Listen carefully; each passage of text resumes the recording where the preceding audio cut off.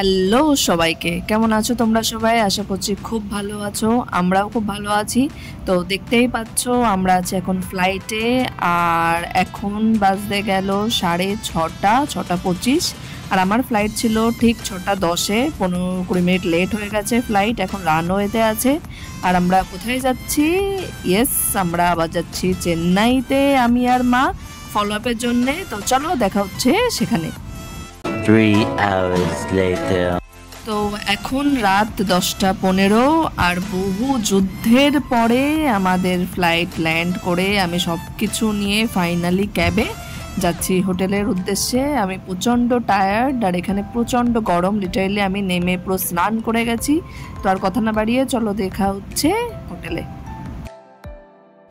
So hello, আর চলে এসেছি চেন্নাই, আবার সেই রুম, আবার আগের রুমটাই পেয়েছি, যে রুমে আমরা ছিলাম, যে রুমে আমি 9 মাস কাটিয়েছি। আর যে রুমটা লাস্ট বারও পেয়েছিলাম, এবারও সেই রুমেই আছি, সেই রুমটাই পেয়েছি। তো চাই বারবার এই রুমটাই পাই যতবারই আসি, কারণ এই রুমটা একটা কানেকশন তৈরি হয়ে গেছে। তো চলে এসেছি চেন্নাইতে ফলো আপের জন্য। বাড়ির থেকে কিছু বলতে পারিনি তোমাদেরকে, কারণ সবটুকু অনেক তাড়াহুড়োই ছিলাম, তোমরা জানোই আমার ভেরিফিকেশান ছিল।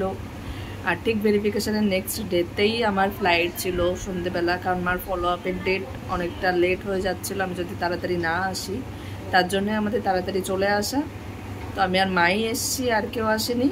এখন সব টেস্ট হবে, মায়ের দেখি রিপোর্ট সব ঠিকঠাক জন্য আসে, সেই প্রার্থনাই করো। ফলো আপ হবে, কিছু প্রসিডিওরও হওয়ার কথা আছে, এবার দেখা যাক সব টেস্ট করে কন্ডিশন কোন দিকে দাঁড়ায়।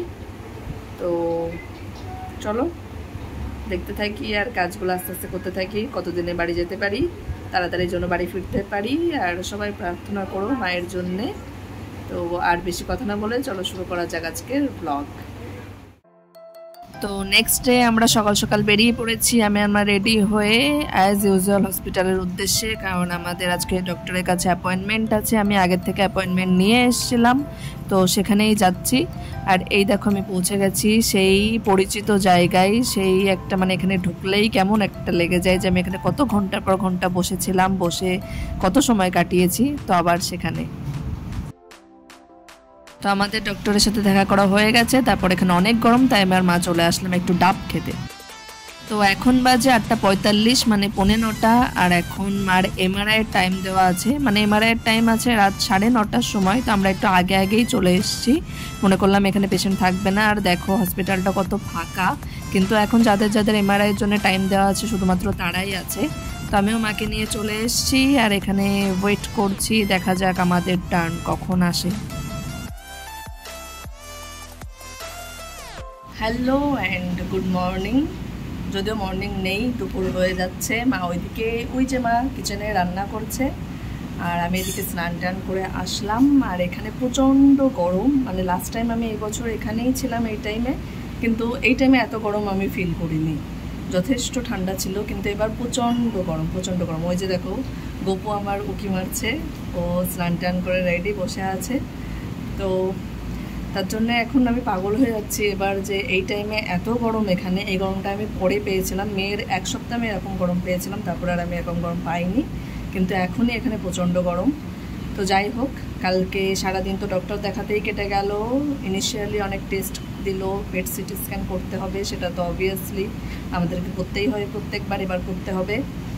আর এমআরআই ছিল মায়ের, এবার কিছু নিউরো প্রবলেম হয়েছে, যার জন্য আমাদের পুরো বডি স্ক্যান করতে হচ্ছে। তো এমআরআই ছিল, তার জন্য রাতের বেলা আমাদের আবার এমআরআইয়ের টাইম দিয়েছিল রাত 9:30। তো তার জন্য ওখানে গেলাম, তারপরে তো 9:30 এমআরআই হলো না, ঢোকাতে প্রায় 10টা পার হয়ে গেল। তো হয়ে গেছে এমআরআই আজকে। এখন আমরা লাঞ্চ করে একটু সন্ধেবেলা নিচে এখানে একটা শিব মন্দির আছে, খুব ভালো। আর আমি একজনের সাথে দেখাও করতে যাব, একটা দিদি তার ফ্যামিলিকে নিয়ে এসছে, দিদিটা আমাকে অনেক হেল্প করেছিল মার সার্জারির টাইমে। তো যাই হোক, সেখান থেকে একটা বন্ডিং তৈরি হয়ে গেছে, ওর বাবাও এখানে ট্রিটমেন্ট হয়। তো তাদের সাথে একটু দেখা করতে যাব, আর শিব মন্দিরে যাব, একটু দেখা করে আসবো, পুজো দিয়ে আসবো মাকে নিয়ে, সাথে করে নিয়ে, যাতে রিপোর্টগুলো তাড়াতাড়ি সব ঠিকঠাক আসে। তো এই এখানকার রুটিন। এখন আমি স্নান করে বসে, আর মা রান্না করছে, রান্না হয়ে গেলে মা স্নান টান করে আসলে লাঞ্চ করবো। এভাবেই কাটছে, দেখি কতদিনে কাজ শেষ হয়। আর তাড়াতাড়ি কবে যেতে পারি, কারণ এখানে প্রচণ্ড গরম লাগছে। আমাদের ওখানেও যথেষ্ট গরম, কিন্তু এখানেও কম কিছু না, এখানে একটা আলাদা টাইপের গরম, বোঝাতে পারবো না। আমি মানে একটু দাঁড়িয়ে থাকলে আমি ঘেমে যাচ্ছি। তো আমি একটু বেলকনিতে আছি, এখানে ছোট একটা আমার বেলকনি আছে, তো সেখানে একটু দাঁড়ালাম। তো ঠিক আছে, দেখতে থাকি আর যাই। এই ছিল আমার আপাতত আপডেট, তোমাদের সাথে একটু শেয়ার করে দিলাম।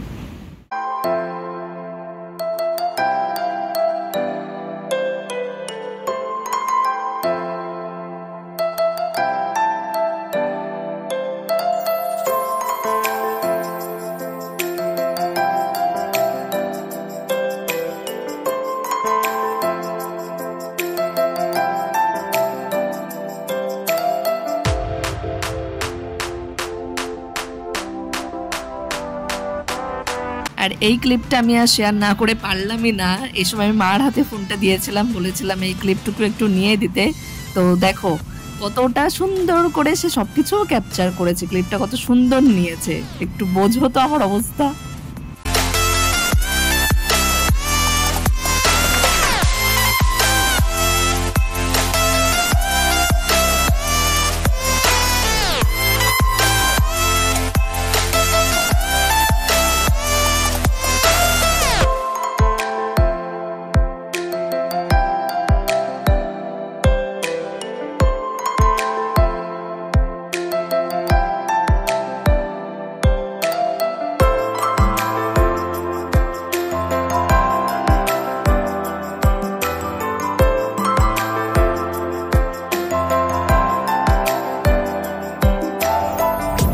তো আজ চেন্নাইতে আমাদের সেকেন্ড ডে, আর আমরা চলে যাচ্ছি পেট সিটি স্ক্যানের জন্যে, যেটা আমাদের মেন টেস্ট, যেটার জন্যেই বারবার আমরা চেন্নাইতে আসি।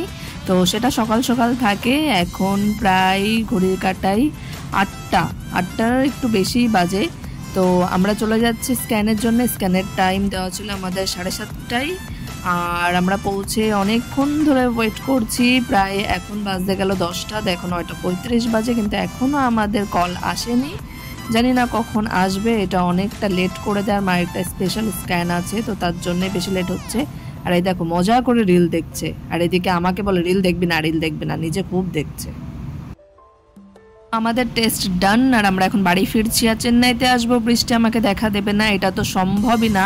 শুধু বৃষ্টি না, পুরো বন্যা হয়ে গেছে। একটু বৃষ্টিতেই শহর একদম জলের নিচে, ঠিকই ঢাকার মতো। ঢাকাতে আমি এরকমই দেখতাম। তো এদিকে সেরকম ট্রাফিকও বেঁধে গেছি, জানি না কখন রুমে যেতে পারবো। তো যাই হোক, ব্লগটা আমি এখানেই শেষ করছি। দেখা হবে নেক্সট ব্লগে, আমি আবার আমার আপডেট দেব। একটু কিছু ভালো লাগলে অবশ্যই লাইক করো, সাবস্ক্রাইব করো আমার চ্যানেলটা। সবাই সুস্থ থেকো, ভালো থেকো, দেখা হবে নেক্সট ব্লগে। তো টাটা।